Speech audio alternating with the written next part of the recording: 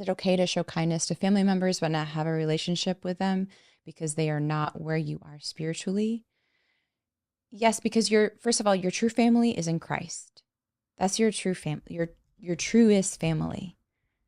We see many times Jesus says to leave your family. He says to his disciples, leave your family. Elijah, when he called Elisha, he had to leave his family. He didn't bring his family with him. But then other disciples, we see a brother coming and serving alongside. It's up to the family members if they want to run the race with you, but they got to keep up. It's up to your family members if they will be disciples of Jesus. And then they can be like the sons of thunder that are called, brothers of thunder. They're brothers serving God together. They're biological brothers serving God together. But so many examples you're seeing the disciples leaving their family. It doesn't mean they're like cutting them off, not talking to them, but it means like their life is Christ's. Their life is Christ's. So Christ and what he's called them to do is priority. And that means your time is Christ's, belongs to Christ's. Not your time belongs to traditional family traditions of spending time and everything. It belongs 100% to Christ.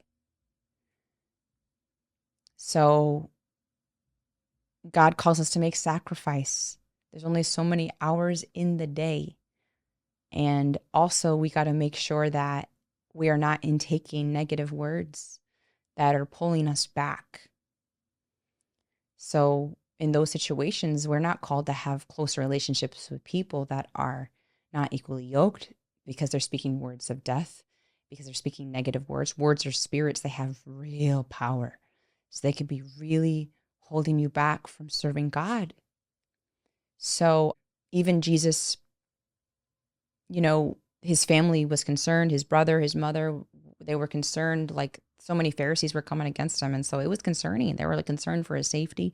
So they're coming to talk to him and he's in the middle of ministering and the disciples are saying, hey, your mother, your brother is here to see you. And all of a sudden he says, my true family are those who follow me and do the will of my Father.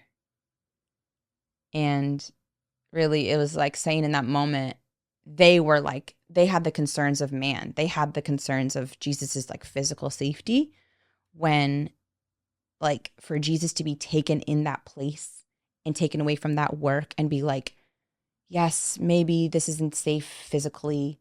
I'm going to listen to you guys and take a break from ministry. Like that would have been detrimental. That would have been stepping outside of God's will. So that's why he says that when he said that. That's the context. So he seriously says, my true family are those who do the will of my Father. So that's how it is for us. Our truest family, the ones that we are called to have really close relationships with, are those who will do the will of our Father. And sometimes that's our biological family. Sometimes that's one member only of our biological family. Sometimes that's none of our biological family.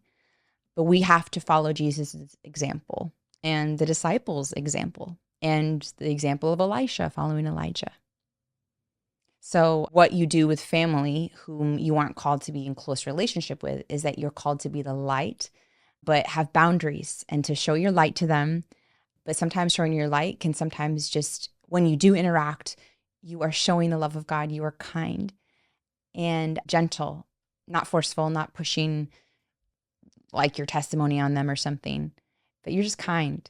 And a big way that you'll shine your light to the family who isn't equally yoked and is just by your example. Even on social media, for example, we have a great platform, all of us, to shine our light, just like with the videos we're sharing, the posts we're sharing of what God's doing in the revival and just how you're living your life, shining the light of Christ.